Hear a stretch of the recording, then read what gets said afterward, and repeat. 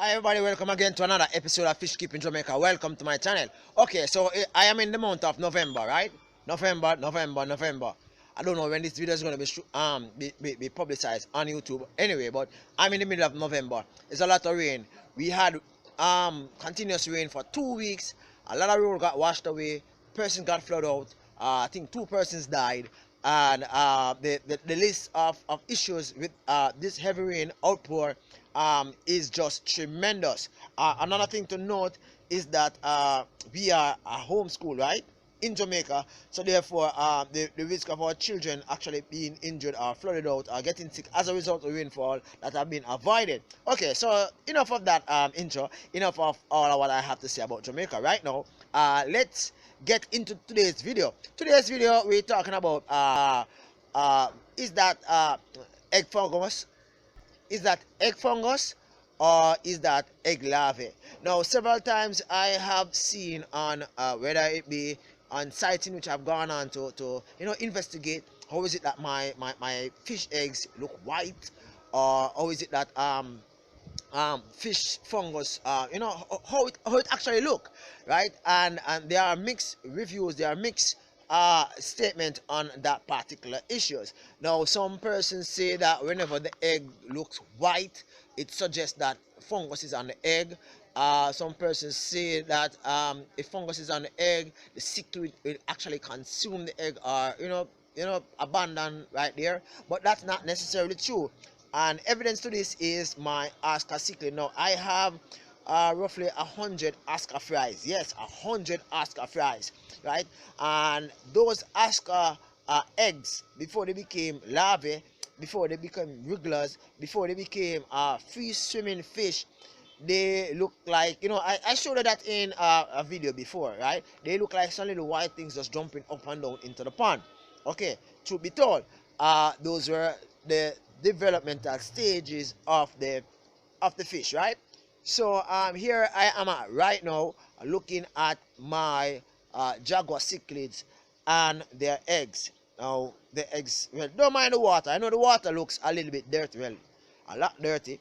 However, as I said into a video, I think it's a few weeks ago, the whole idea of fish breeding is different from fish keeping. Fish breeding, you actually get the fish breeding as quick as possible, as much as possible, in the environment conducive to this situation, so as to get a good turnover in the sense of a trade, so that you can earn monies for your troubles, or the expense in which you put yourself into, so as to breed the fish. So therefore, this is my fish pond in the back of my yard. It has no fancy footwork, no big large aquarium, no 100-gallon or 200-gallon or 2,000 or 1,000 or 500-gallon aquarium. It is just merely 250-gallon, right, with 2 fish in it. And these 2 fish are my Jaguar cichlid, male and female. Now, they had a batch of fries, and I shared that with you in past videos, and now they are preparing for another set of fries. Now look at the floor, right? Look at those little white spots. To the onlooker, the person who claim that they might know a lot about fish and all that, they might suggest that, oh, those eggs are spoiled, don't you see that those are fungus on the eggs? But truth be told, those are not fungus on the eggs.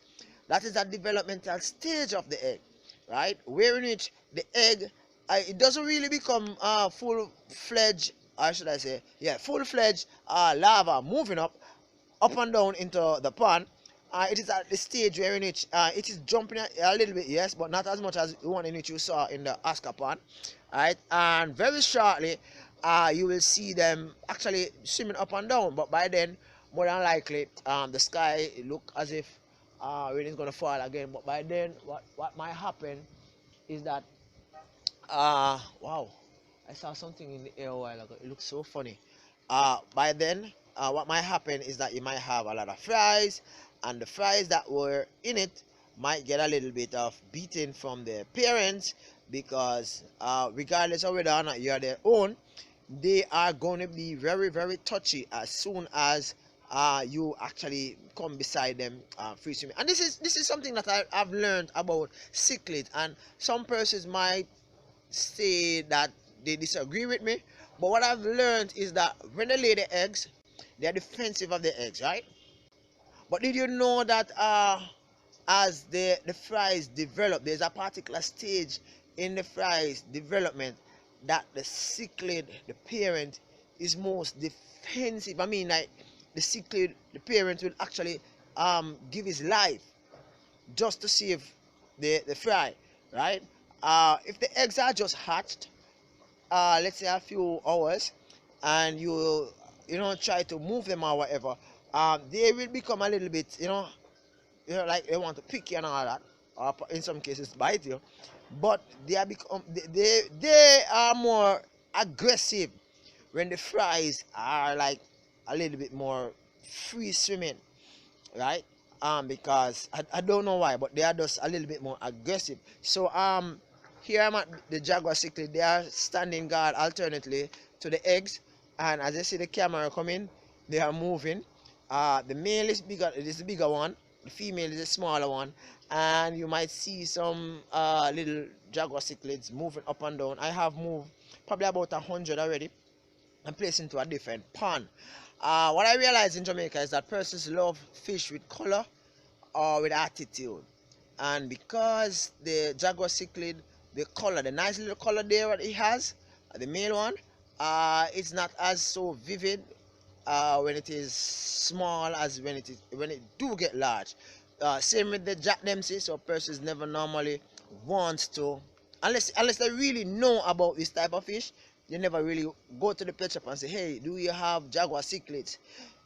They tend to want it when they see it very large, and to some extent persons treat the koi fish, yeah, treat the koi fish to a similar sense, right?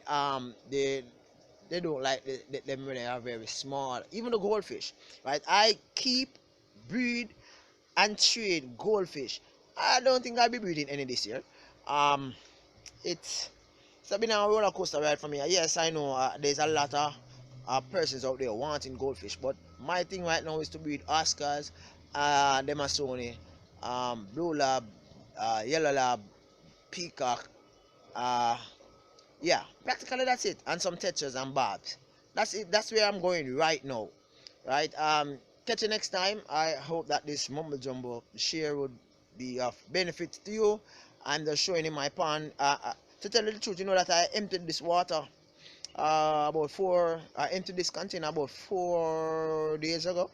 Right, yeah man, emptied out all the way to the bottom, nothing inside, and fill it up again, and within roughly about 2 days it became like this again. So this is Jamaica for you people. We are in the tropics. We are in the rainy season now still, but we are in the tropics, and you know, the climate dictates how things occur. That is the reason why I placed my ponds underneath the tree. There my fish is surviving, and you will hear more about this.